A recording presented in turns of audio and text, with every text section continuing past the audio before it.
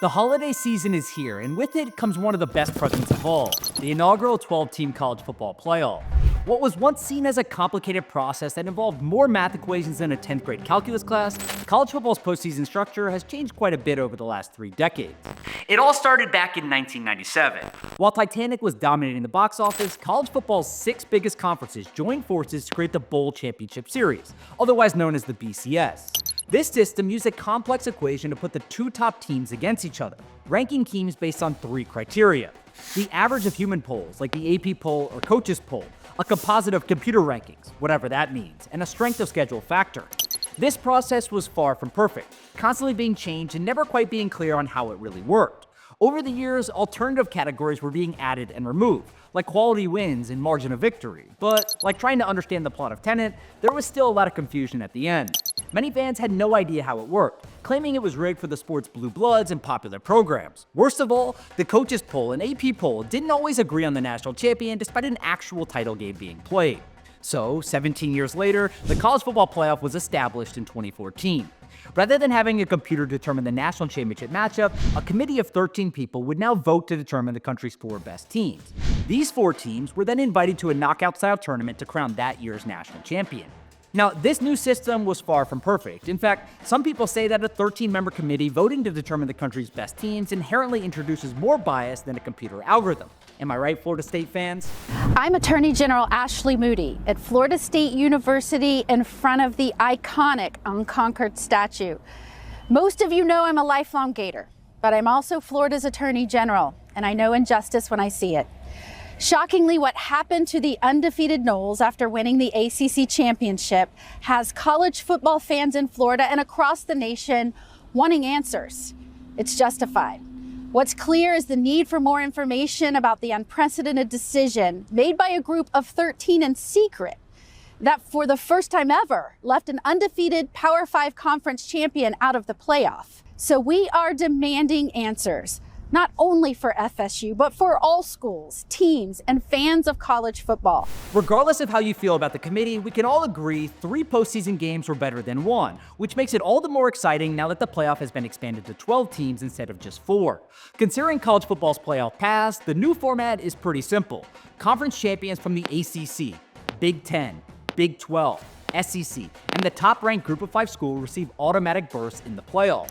The 4 top-ranked champions get a bye into the quarterfinals, while the lowest-ranked champion plays in the first round with the other 7 at-large teams. First-round games will be played on college campuses, with the highest seed in each game getting home campus advantage.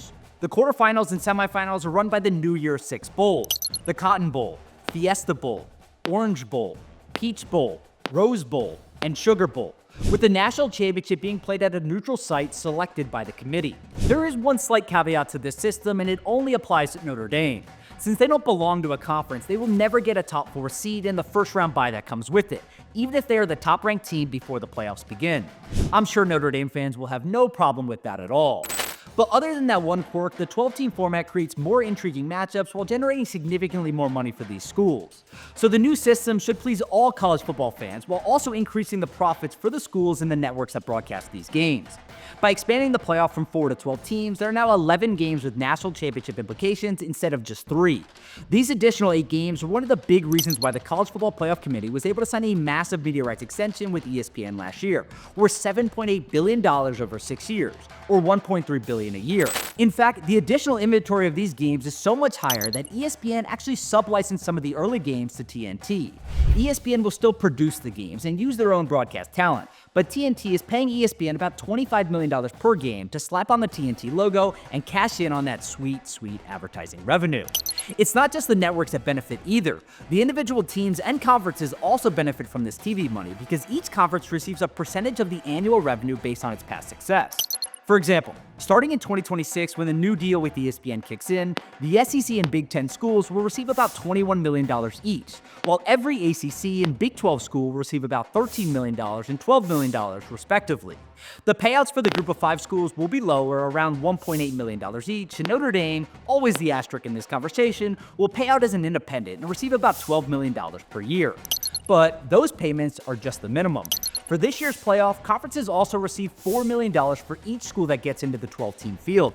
Conferences receive an additional $4 million if one of their teams makes it to the quarterfinals, and if you make it to the semifinals, you get $6 million more, and for the national championship, you guessed it, $6 million more on top of that. Now, clearly, there's a lot of money at stake. Take the Big Ten, for instance. Ohio State, Indiana, and Penn State will each receive $4 million for making the field. Oregon, who automatically makes the quarterfinals with a first-round bye, gets $8 million, $4 for making the field and $4 for making the quarterfinals. These payments also don't include the $3 million fee the Big Ten gets for each team per round to cover expenses. All in all, total payments could reach over $50 million if a Big Ten school wins it all. TV rights are obviously a big part of the equation here, but there are plenty of other revenue streams at play. For example, first-round hosts don't get to keep the expected 7 figures generated by ticket sales for home games. However, the college football playoff will redistribute ticket revenue each participating conference once the tournament ends. While they might not get all of the ticket revenue, home teams in the first round will get to keep on-field sponsorships in place, making these sponsorship deals even more lucrative if a team consistently reaches the playoffs. Having said that, that's pretty much where the host schools lose out on profit opportunities. The college football playoff logos will be on every field, and wraps for the goalposts will be provided for every home stadium. The college football playoff will also control all digital signage and require schools to cover up all lower bowl advertising that can be seen on television, so it can be replaced with college football playoff sponsors. While home field advantage is certainly a major factor in the regular season, it's unclear how much of an impact it will be during the college football playoff. With winter breaks and holiday travel happening as games kick off, the normal crowd for these schools' home games might look a little bit different. However, the college football playoff did its best to keep ticket prices low before the secondary market took over, requiring all schools to sell student tickets for $25 and general admission primary market tickets for $100 and $250, excluding clubs and suites. The college football playoff has also signed 90 deals with hotels in each of the 134 FBS college towns to ensure hotels would be available for the first-round games. Not only that, but home teams are required to provide visiting teams with 3,500 tickets, including 1,500 in the lower bowl. The College Football Playoff Committee has been very clear that they don't know how year one will go. Expectations are high, and I don't know anyone who's mad about 8 additional teams being added to the postseason. If history tells us anything, though, the entire structure and process of the new college football playoff could change in a few years. In fact, several conference commissioners have already discussed expanding the playoff from 12 to 14 teams when the new college football playoff contract takes effect in 2026. Regardless of whether that happens or not, though, the results are clear. College football is a big business. The expanded playoff has made it even bigger. Add in the growing NIL budgets, and we'll see the commercialization of the sport rise to heights we could have never imagined. So while there are still complaints about how the teams are selected, you might as well be in different leagues, not conferences, different leagues. You know, like here's the NFL, here's the SEC, here's those few Big Ten teams, and then here's everybody else. It's really a bad system. Here you go, you got me going. It's just a bad system. It's a bad system. You can stop whining now, Ole Miss fans. We can all agree on one thing. The new era of college football has officially begun.